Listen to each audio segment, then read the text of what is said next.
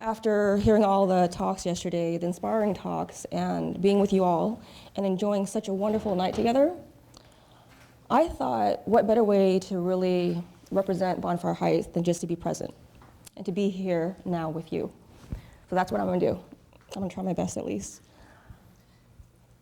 So last night, for those of you who missed the evening events, we had Dr. Jay Wallace, and he spoke about water, nature, and the environment, and his love for turtles, and of course, one another, and the effect that we have on all of these things, and especially the effect that we have on one another. It was inspiring and wonderful. We also had the honor of hearing Danielle and Chelsea. Where's Danielle and Chelsea? They're not here. Speak about their work with balloon blows and how the effects of releasing balloons at celebrations and what it does to the environment and the wildlife, and how all of this in turn affects all of us and how we affect one another. And of course, we had Darius speak, my partner. Thank you for that introduction. That was really sweet. He had a very insightful talk, and he spoke about how each moment and every minute that we're living, all of our decisions and everything that we do, we're working towards making ourselves better people. Persistently, patiently, diligently, like our guru, Goenka, taught us at Vipassana. I went to Vipassana as well. And that experience really, really resonated and really had a powerful impact on me, like it did on Darius as well, and for those of you who have experienced Vipassana. Because it really reminded me that everything in life takes a lot of work, including our friendships, our relationships, our love, our goals. Bonfire Heights took a lot of heart. It just takes work, it takes persistence, it takes diligence, it takes patience. And it takes one another. We have to be present with one another. So as you guys realize that planning an event like this takes a bit of work, and there's a lot of details to be taken care of, a lot of personalities to accommodate, and a lot of last-minute changes to really be patient with.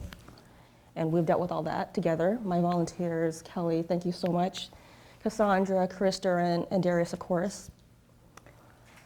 But more than just the minute-to-minute details that we need to attend to, I was talking to Darius last night that more than just, being on it, having this agenda, this and that, we just have to be here.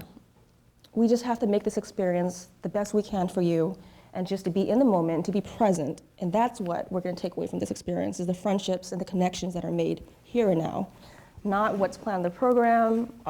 All that stuff is important and great, but our presence affects each and every one around us.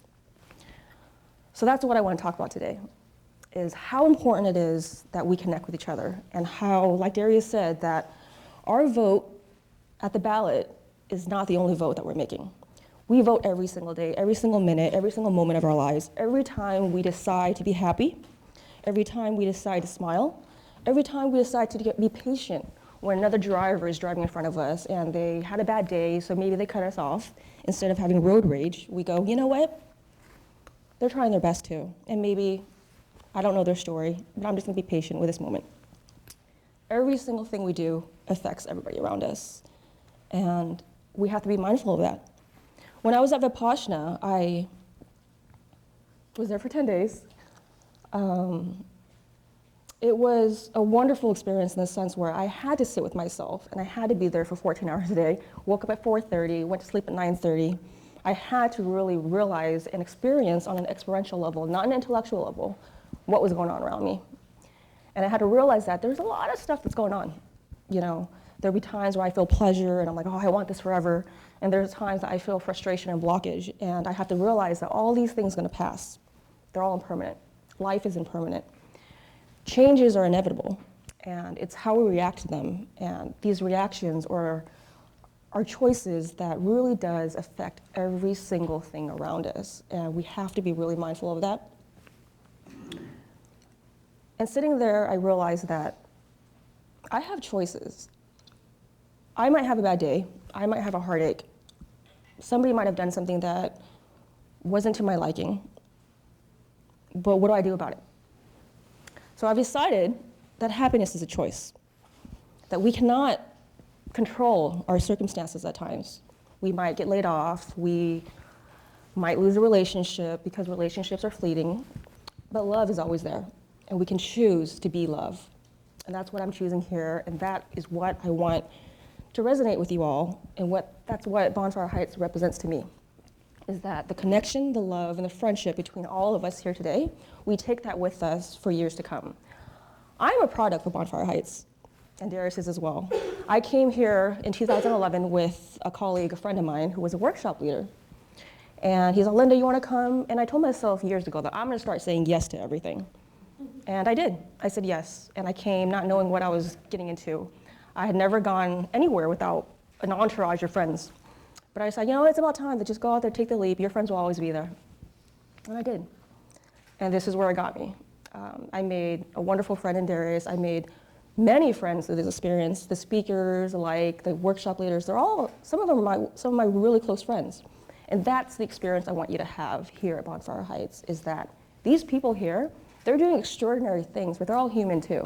And they all went through something, they all went through struggles, and they're beautiful people. And if you connect with them long enough, you will realize that you probably could be their best friend as well.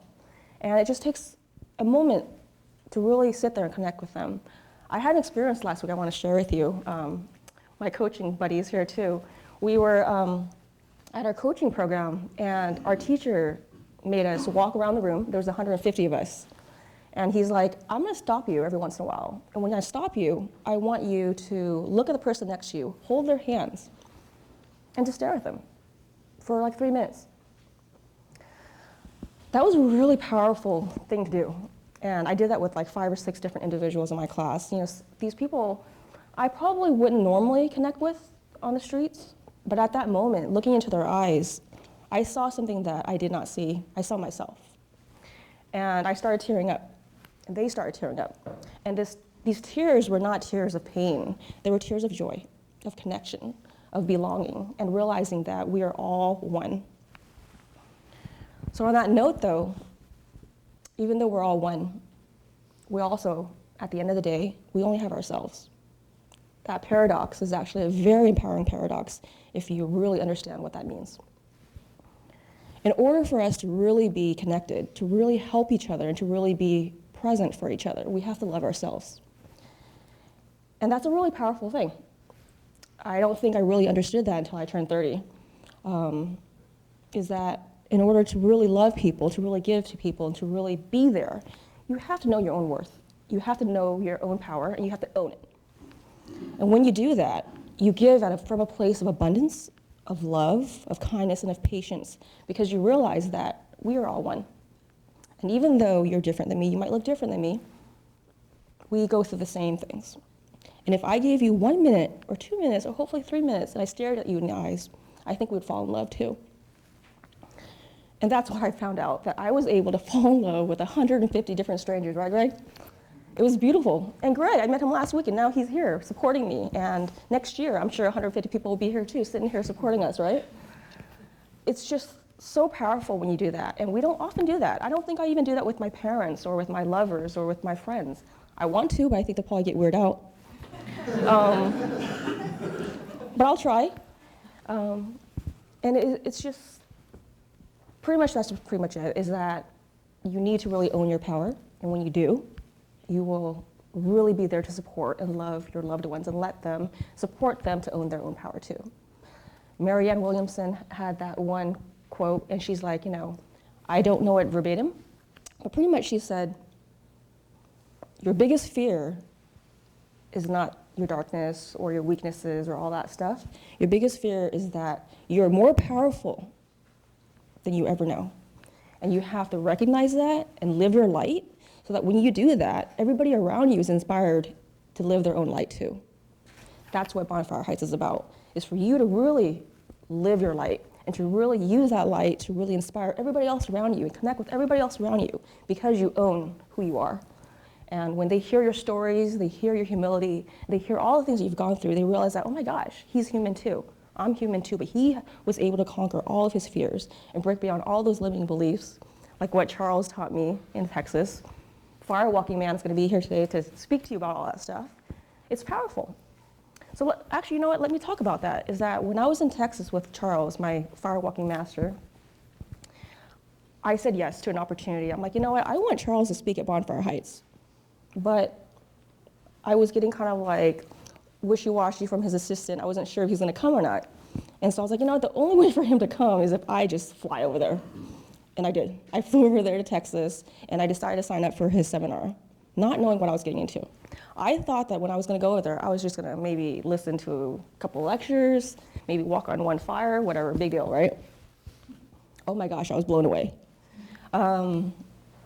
It was like a whole week-long boot camp, emotional, spiritual, mental, intellectual, everything you can think of. But not via a book, not via a textbook. It was through this experience of community, of team building, of responsibility, and most importantly, which I find to be the most empowering thing, is humility. Charles taught us about humility, and that was beautiful. And he'll speak about that in a bit too. And when you have this sense of humility, it's not like, you know, you're gonna. There's this quote by Rick Warren, if you guys know of him. He said something to the extent of, humility is not thinking less of yourself. It's thinking about yourself less. Get over yourself. When you get over yourself, you're able to give back to people. When you get over yourself and your ego and all that pretense of who you're supposed to be and what you're supposed to do, you really live your calling. That's what I'm doing. And that's what all the people that come to fire walking, that's the metaphor of it all, is just get over yourself, realize that, you know, you have so much power. You're that big elephant with that tiny little chain on your ankle. And you can bust through it. And you can break through all those things that you thought you couldn't do. And that's what I hope our community and our friends and our friendship will really inspire you and support you to do. Just be mindful, be here, and be present. And everything will unfold for you like it has for all of us here today. And so thank you very much. Thank you so much for being here at Bonfire Heights. Thank you for listening to my humble speech. I appreciate all of you, and especially to my team, once again. They put in so much love and work, and like Darius said, with everything takes a lot of communication, a lot of connection. We've gone through a lot to get to this place of understanding and stuff, and we keep on teaching each other things every day, and I'm so grateful for that. I'm grateful for my friends who are here too, and for all of you who teach me things every single day. We're all each other's teachers. We're all here to inspire each other. We're all here to support each other, and we're all here to remind each other that we're all one. Thank you.